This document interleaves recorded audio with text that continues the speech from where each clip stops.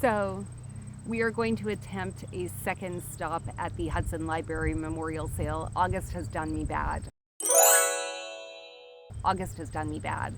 I have DNF'd 4 books so far this month, and it's, only day 9. It's August 9th right now, and I have just not had one successful book. Actually, that's not true. I've had, I believe I finished one audiobook.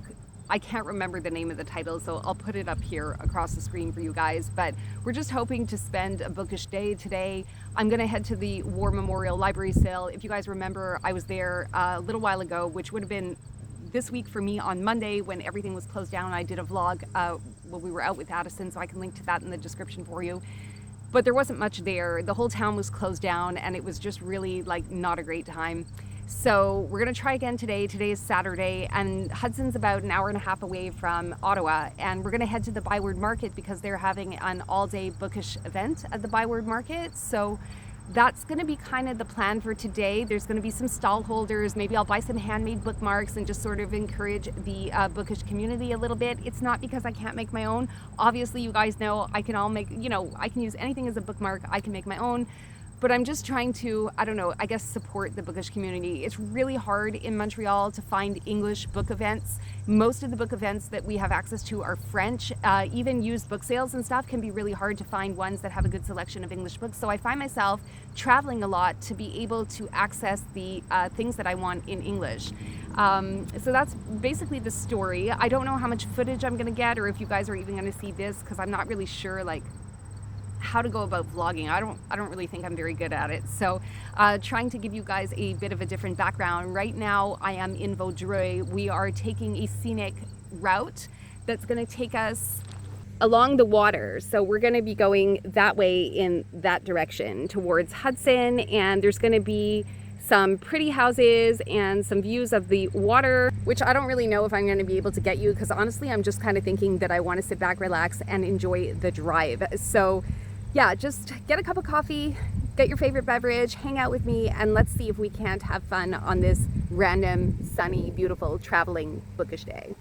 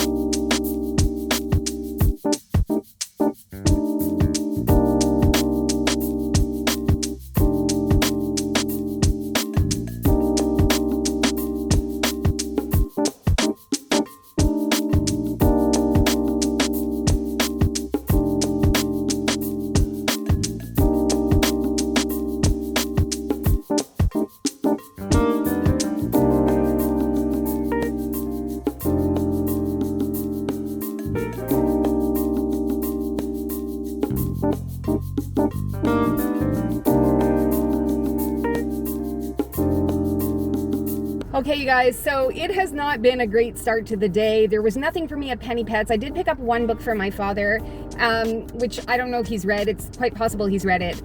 Then I went into the library sale. You guys probably just saw some footage about that. Nothing there either, so we're gonna continue on. We're not gonna lose our gusto. We're gonna head on to Ottawa, and we're gonna see what the Byward Market book fair is looking like.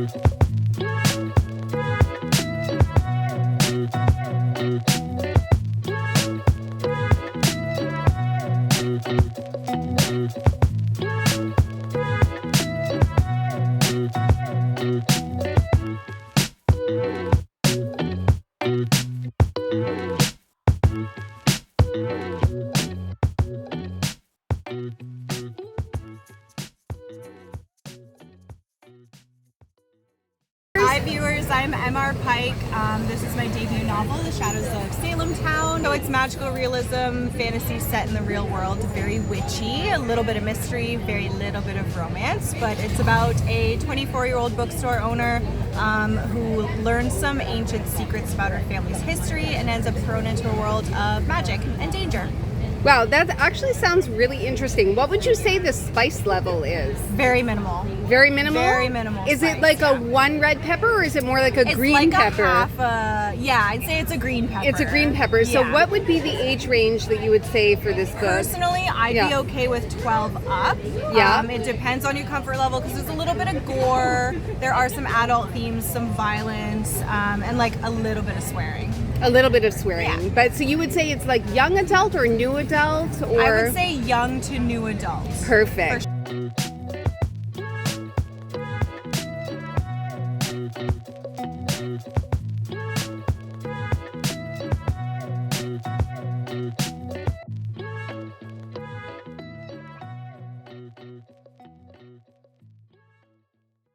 Hi, I'm Oliver. So the central fantasy conceit of the Ninth Forsvar is that you have this big horde of, like, let's not call them orcs, gonna come down over the mountains and mess up this area. Very like well-trodden fantasy ground, right? The idea here is that because this happens so reliably every 30 years, the people in the affected area don't really think about it as this evil horde of Sauron that has to be stopped. It's more like a natural disaster. Right. So their cultural norms and mores and like institutions are shaped around being able to overcome this. Because they've learned to adapt. Absolutely. Yeah. And they don't call it a war, they don't call it an earthquake, they call it a Forsvar. Yeah. Hence the title. So the plot is about your four central POV characters basically like trying to live their lives, getting sucked into this calamity in one way or another.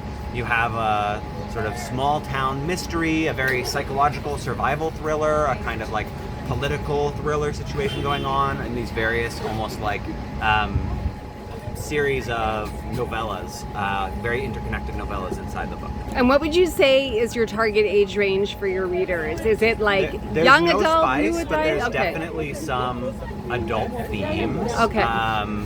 Some like graphic violence for sure. Okay. You know, I wouldn't really be comfortable pitching the book to someone who was under 14. Okay.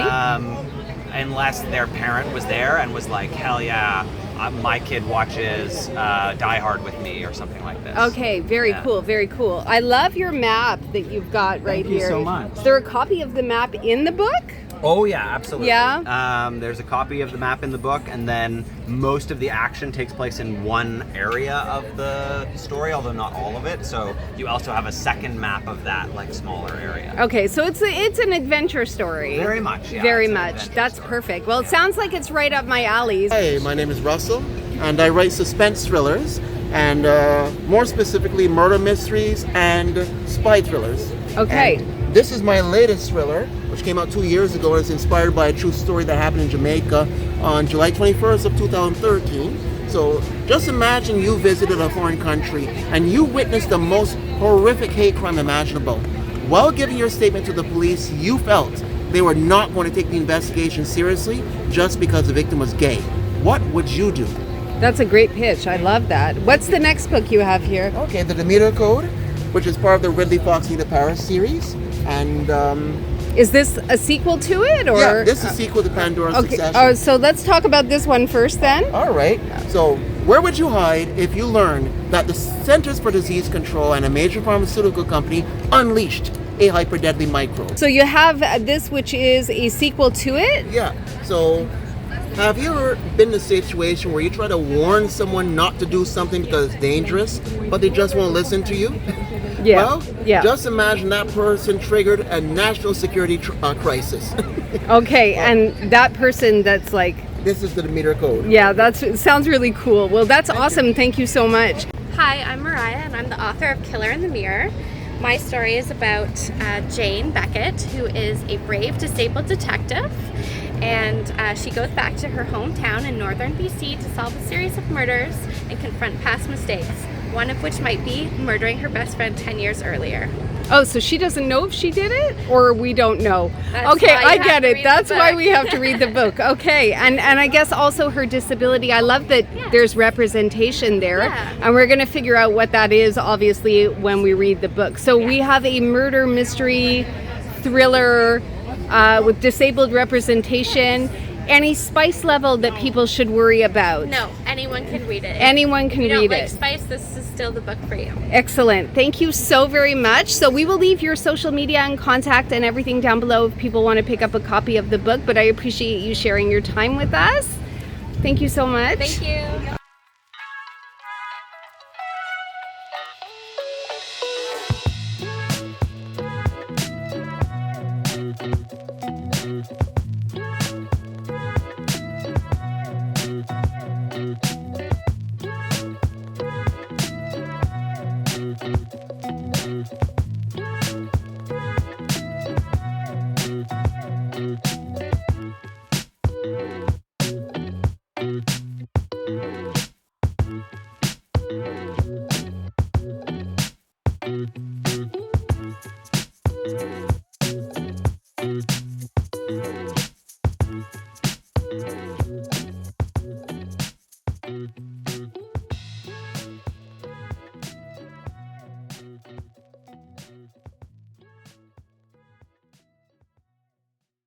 All right, so I am back and I want to show you guys all the books that I picked up today. I'm sorry that we're doing this in the office again. It's just that the house is full of people and I really need to film today and I don't have access to the living room right now to be able to do a setup and things like that. So, you know, sometimes life just gets in the way and then we end up having to film here because now is when I have the 10 minutes of peace and quiet. So we're going to do it here. Thanks for bearing with me. So at the first used bookstore that I went to, I was looking actually for more copies of Sean McMullen's Moonworld saga. As you know, I've been reading The Voyage of the Shadow Moon and I'm about 200 pages in, but I do think that I want to continue with the series, only that I'm having a really tough time finding the, I think there's 4 in the series. So volumes 2, 3, and 4, I'm having a lot of trouble finding because these books went out of print somewhere in the early 2010s probably. And I think you could probably still get them in Australia, but they're really hard to find here. And I don't want to be paying $15 shipping on individual books, you know, so because that's just like way too much. So also like these books, the last book was published in 2008. So it's not the kind of books that the libraries tend to have.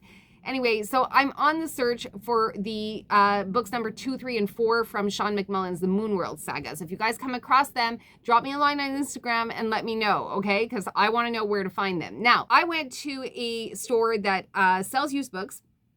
I didn't find the book that I was looking for, but I did find 2 books that were on my TBR. This one from my Amazon wish list, which is Age of Myth. So I think, I don't know, this cost me $8.55. It's currently being sold for $13.50 Canadian on Amazon. And I have heard about this book, but don't know really much about it. I would be going in blind, but if it ended up on my Amazon wish list, it's because I had heard people saying good things about it. I probably would have looked it up on Goodreads, seen the rating, and just kind of added it to my list so that I could kind of forget about it until such a time as either I came across it or was able to purchase it. So this one happened to be staring at me right in the face at the used bookstore, so I just picked it up. The next one that I picked up at that same used bookstore is a copy of The Half-Drowned King. This one also, same kind of story. I had heard people talking about it. It sounded really good to me. Going in blind, don't really know too much about the story other than the fact that it is a fantasy, and I think it's part of a duology, if I'm not mistaken. So what it says is, Ragnvald Eystenson, descendant of kings, grew up believing that he would one day take his father's place as chief of his family's lands. But sailing home from a raiding trip to Ireland, the young warrior is betrayed and left for dead by men in the pay of his greedy stepfather Olaf. Rescued by a fisherman, Ragnvald is determined to avenge his stepfather's betrayal, claim his birthright and the woman he loves, and rescue his beloved sister Svanhild. Opportunity may lie with Harold of Vestfold, a young warrior prophesied to one day rule all of Norway. While Ragnvald's duty is to fight and even die for his honor, Svanhild must agree to an advantageous marriage, though her adventurous spirit yearns to see the world. Olaf has arranged for a husband for her, a hard old man she neither loves nor desires. When the chance to escape Olaf's cruelty comes at the hand of her brother's arch rival, she's forced to make a heartbreaking choice, family or freedom. This is by Linnea Hartzucker. I don't know if I'm pronouncing that correctly, but she is a Norwegian writer, so I think that this could be really interesting. I went to another thrift store where I picked up 2 more books. One is Grady Hendrix's The Final Girl Support Group, and this one came with tabs in it, which I thought was really cool. Now, sadly, the person that donated this book to the thrift store that took the time to annotate it didn't actually annotate the book. So there are some tabs in here, but no actual writing in the margins. So that was kind of disappointing. I was excited to find the book, and I had hoped to be able to share some of the readers' thoughts with them. However, they decided not to write in the book for whatever reason, so that's probably why the thrift store decided to put it on the shelf.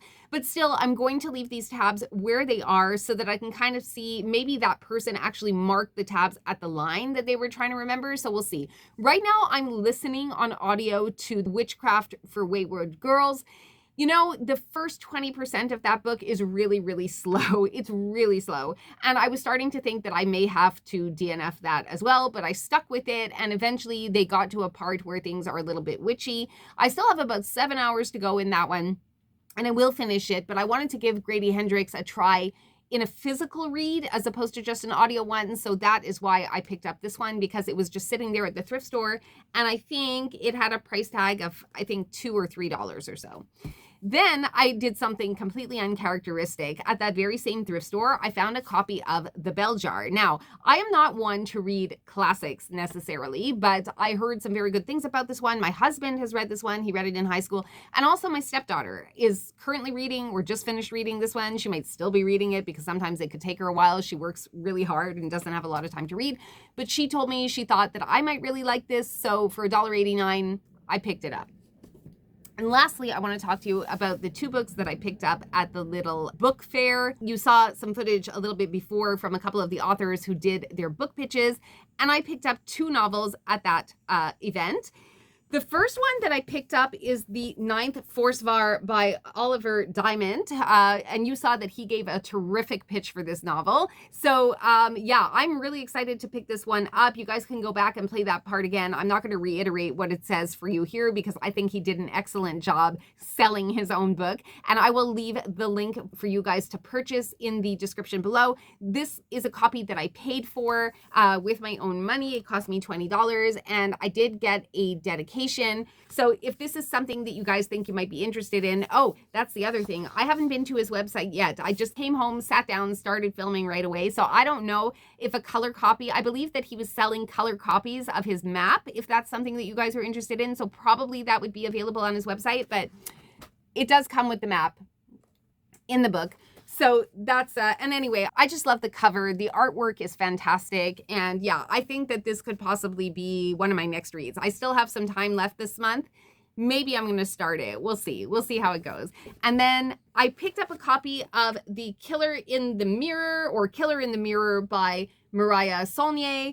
And yeah, she did a great job selling this book as well. And this one I will reiterate to you a little bit, just to give you a little more fleshed out information. So 10 years ago in the small northern BC town of Eisenbury, Jane Beckett's best friend went missing and was never found. Months later, her father died mysteriously on a solo camping trip in the Rocky Mountains. Now a 29-year-old, witty, disabled, and brave homicide detective, Jane returns to her hometown that she's avoided for over a decade to solve a series of murders. But being back home brings up dark memories for Jane and questions she's been too afraid to ask until now. She's forced to defy her feelings of paranoia, low self-esteem, and doubt, while trying to solve a murder case, come to terms with being newly disabled, and finally confront her past mistakes, which might involve murdering her teenage best friend.